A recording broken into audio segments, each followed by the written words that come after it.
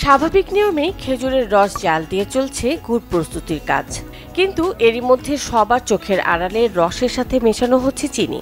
চিনি রসের সঙ্গে মিশে গেলে দেওয়া হয় হাইড্রোস ফিটকারি। এসব উপকরণে রস গাঢ় হয়ে গুড়ের রং উজ্জ্বল বর্ণ ধারণ করে। বাজারে প্রতি কেজি চিনির দাম ১৪০ টাকা আর গুড় বিক্রি হচ্ছে ২০০ টাকা দরে। তাই প্রতি কেজি গুড়ে লাভ হচ্ছে ৬০ টাকা। আর এভাবে গেল ৫ বছর ধরে ভেজাল গুড় তৈরি হচ্ছে জয়পুরহাটের আক্কেলপুর পৌর এলাকার মাঝগ্রামে।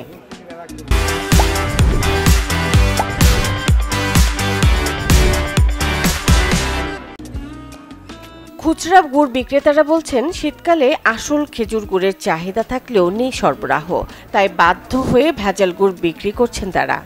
অন্যদিকে গুড় তৈরি চাষিরা বলছেন, গ্রাহকদের চাহিদা বেশি থাকায় রসের সঙ্গে চিনি ও চুন দিয়ে এসব গুড় তৈরি করছেন তারা। ভেজাল গুড় আমরা কিভাবে বলবো, যেহেতু গাছেরা দিয়ে যাচ্ছে সেই ক্ষেত্রে জিনিসটা আমরা তার উপর নির্ভর করে হয়তো বিক্রি করতেছি।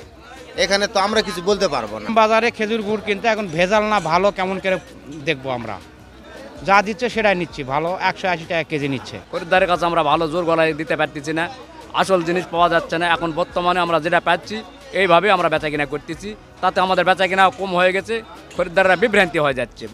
ভেজাল গুড় তৈরি বন্ধে বাজার মনিটরিং কমিটির কাছে জোর দাবি এলাকার সচেতন মহলের। চিনি অর্ধেক রস, এগুলো খায় মানুষের ক্ষতি হবে কিনা জানি না, তবে ক্ষতির সম্ভাবনাই বেশি।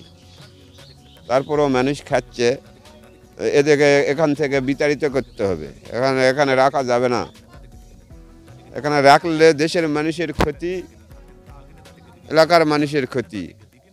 গাছগুলি লাগায়, গাছগুলিকে মেরে ফেলে দেয় এরা ভালো কোয়ালিটির লোক না। সব জায়গায় ভেজালও রাখে, ভালোও রাখে। এখানে কি তৈরি হচ্ছে,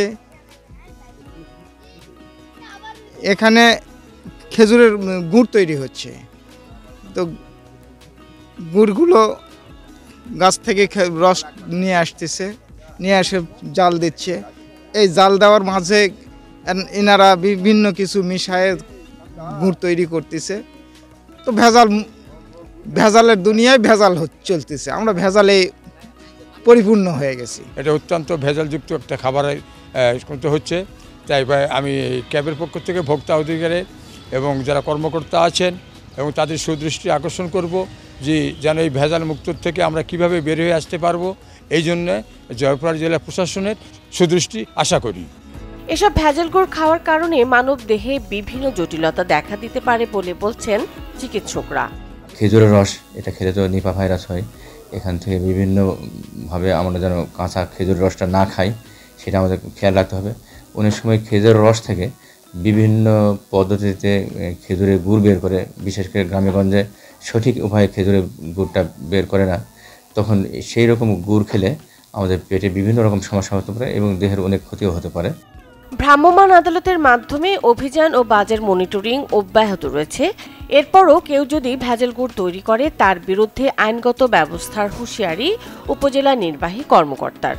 কিছু গুড়ের মধ্যে ভেজাল মিশ্রণ করছে, আমরা ইতিমধ্যে সেই সংবাদগুলো পেয়েছি এবং আমাদের এই বিষয়ে অভিযান অব্যাহত রয়েছে এবং আমরা ভবিষ্যতে এই ধরনের আরও অভিযান পরিচালনা করব।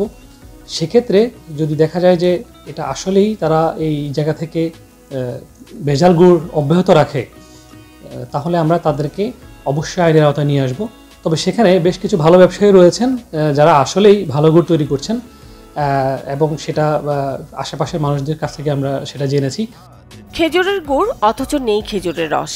এ গুড়ের উপাদান চিনি, চুন, রং ও সোডা। গুড়ের কৃত্রিম সুবাস আনার জন্য রাসায়নিক মেশানো হয় এসব, তাই গন্ধ শুকেই সেই গুড় খাঁটি বলা এখন দায়। Desk report, channel 24।